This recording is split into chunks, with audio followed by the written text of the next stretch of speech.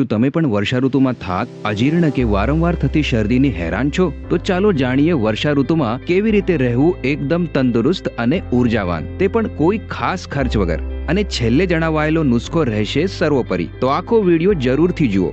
વર્ષા ઋતુમાં મધ હોય છે અમૃત સમાન. ઠંડા પાણી કે ઠંડી વસ્તુઓમાં મધ મેળવીને સેવન કરો, પણ ધ્યાન રાખો, ગરમ વસ્તુઓમાં ક્યારે જ નહીં. હુંફાળા પાણી સાથે તેનું સેવન કરી શકાય છે. ખાલી પેટે લીંબુ શરબતમાં મધ નાખીને પીવાથી ભૂખ સારી લાગે છે અને પેટ સાફ થાય છે.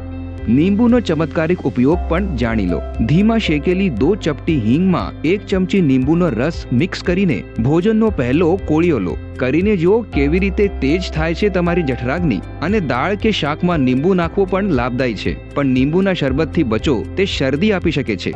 આ ઋતુમાં પુનર્નવા અર્ક, પુદીના અર્ક અને હરડ રસાયણનું સેવન પણ અત્યંત લાભદાયી છે. આને આયુર્વેદિક રત્ન કહી શકાય. આ શરીરને અંદરથી શુદ્ધ કરે છે અને રોગોથી બચાવે છે. ચોથો અને સૌથી અસરકારક પ્રયોગ તે છે ગોઝરણ, એટલે કે ગોમૂત્રનું સેવન. અહીં નાક મચકોડવાની જરૂર નથી, તેનો એક ઓલ્ટરનેટિવ પણ છે. પણ પહેલા જાણી લો કે તેને લેવાનું કેવી રીતે છે. હકીકતમાં ગોઝરણ વર્ષા ઋતુજન્ય વ્યાધિઓથી રક્ષા અને રોગપ્રતિકારક શક્તિ વધારવા માટે શ્રેષ્ઠ ઉપાય છે.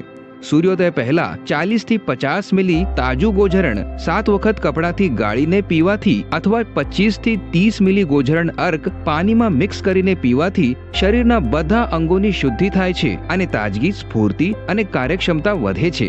આ જ લાભ તમે મળી શકે છે આશ્રમમાં મળતા ગોઝરણથી બનેલા ખાસ પ્રોડક્ટ સંજીવની રસ દ્વારા, જે ખાસ સામાન્ય લોકો માટે બનાવવામાં આવ્યો છે અને તે મીઠું પણ છે. તેની માત્રા હશે 15 થી 25 મિલી. અહીં જણાવેલી બધી આયુર્વેદિક ઔષધિઓ શુદ્ધ મધ, પુનર્નવા અર્ક, પુદીના અર્ક, હરડ રસાયણ, સંજીવની રસ સંત શ્રી આશારામજી આશ્રમોના સત્સાહિત્ય સેવા કેન્દ્રો અથવા સમિતિઓમાંથી મેળવી શકાય છે.